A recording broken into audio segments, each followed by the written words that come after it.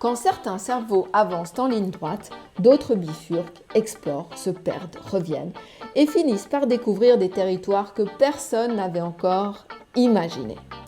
Ce sont les cerveaux TDAH, rapides, sensibles, curieux, parfois débordés par leur propre intensité, mais porteurs d'un potentiel immense. Je suis Delphine Muller, neuropraticienne en neurofeedback. Bienvenue dans Turbulence cérébrale. Aujourd'hui, on va explorer un sujet aussi fréquent que méconnu, la dépression chez l'enfant TDAH. Elle trompe tout le monde, les parents, l'école, parfois même les professionnels. Et elle trompe parce qu'elle ne ressemble pas du tout à ce qu'on attend d'une dépression. Pas de silence, pas de retrait dans un coin, pas d'enfant qui regarde par la fenêtre avec une musique triste en fond. Chez l'enfant TDAH, la dépression fait du bruit. Elle bouge, elle déborde, elle explose. Si vous êtes parent d'un enfant TDAH, vous savez qu'il existe un catalogue entier de drames miniatures qui, vu de l'extérieur, ressemblent à une comédie, mais du point de vue de l'enfant, sont vécus comme une catastrophe cosmique. Je vous en donne ici quelques exemples très concrets. Le pantalon gratouille trop, la chaussette pique, la ligne sur la feuille n'est pas droite comme hier, le biscuit est cassé, maintenant il est mort, ou encore le fameux « je peux pas mettre ce pull, il fait trop pull ». On pourrait écrire un roman. Mais derrière ces scènes, il y a un message. Le cerveau n'a plus de marge.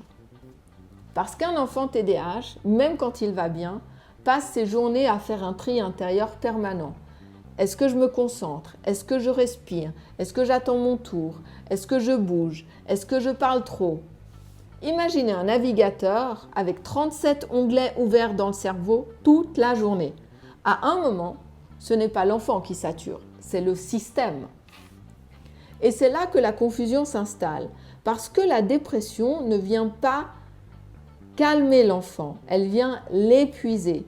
Un épuisement qui donne l'illusion, parfois, d'un TDAH plus sévère.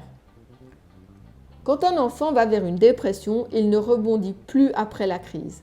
Il reste triste, il s'isole, il s'efface, il dit « je suis nul, je ne sers à rien, tout le monde me déteste ». Ces phrases-là doivent toujours faire tilt.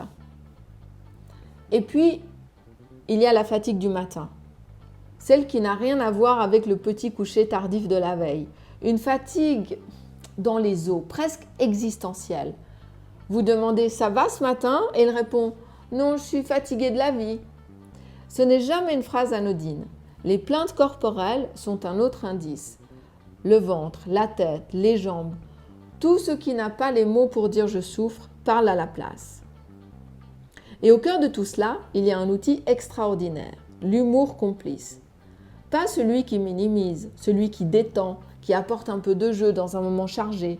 Quand votre enfant hurle devant une chaussette, vous pouvez très bien lui dire « ah, je vois, elle t'a provoqué en duel. Attends, on va lui apprendre les bonnes manières. » Et d'un coup, la tension redescend. Le cerveau passe au mode « urgence rouge », au mode « ok, je peux respirer ». Lorsqu'un enfant est saturé, une consigne longue devient un mur. Donc, on passe au concret. Au lieu de « range ta chambre », on dit « on commence par les Legos dans la boîte rouge. Génial. Allez, maintenant on attaque les livres. » Un devoir entier devient « on lit la première question ensemble ». Se préparer le matin devient « d'abord chaussettes, quand c'est fait, tu viens me voir ». Sortir de la maison devient « on met les chaussures ». Juste ça pour l'instant. C'est dans ce découpage que l'enfant retrouve sa capacité d'action. Parce qu'il a besoin de victoires visibles, pas de sommets inatteignables. Et puis, il y a la marmite émotionnelle. Ce petit rituel de 3 minutes qui peut littéralement changer une famille. Imaginez la journée de votre enfant comme une marmite dans laquelle tombe un cri dans la cour, un exercice difficile, un copain qui n'a pas voulu jouer, un bruit trop fort à la cantine, une transition mal gérée, une remarque blessante. À 18h, la marmite explose, elle déborde. Alors, le rituel est simple. On s'assied dans le salon, dans la voiture, peu importe, et on respire ensemble. Et puis, on demande 3 choses. Qu'est-ce qui t'a fait sourire aujourd'hui? Et puis, qu'est-ce qui t'a pesé? Et s'il y avait un moment où ton cerveau a été trop plein, ce serait lequel? Certains enfants répondent 2 mots, d'autres parlent pendant 10 minutes. Certains grommellent, mais reviennent le lendemain avec quelque chose à dire. Ce rituel apprend à l'enfant à vider sa marmite intérieure avant qu'elle n'explose. Et à force, il se met même à anticiper. « Attends, j'ai quelque chose à dire pour la marmite !» C'est doux, c'est simple et c'est extraordinairement régulateur. Et quand les signaux durent, demander de l'aide n'est pas un aveu d'échec, c'est vraiment un acte d'amour. Le neurofeedback, par exemple, redonne au cerveau de la stabilité. Il aide l'enfant à retrouver une capacité d'attention, de régulation, de récupération. Ce n'est pas magique, c'est un rééquilibrage. Et avec ça, l'enfant retrouve un terrain intérieur plus serein, un terrain où il peut recommencer à jouer, à apprendre, à rire, sans être en lutte permanente contre lui-même. Au fond, un enfant TDAH qui s'agite, explose, pleure ou s'épuise n'est jamais un enfant difficile, c'est un enfant débordé, un enfant qui fait de son mieux avec un système émotionnel trop plein. Quand on comprend cela, on devient un phare pour lui. Pas une barrière, un phare. Un cerveau TDAH n'a pas besoin d'être corrigé. Il a besoin d'être compris et piloté avec intelligence, humour et bienveillance. À très vite et d'ici là, gardez votre grain de folie, c'est souvent là que le génie se cache.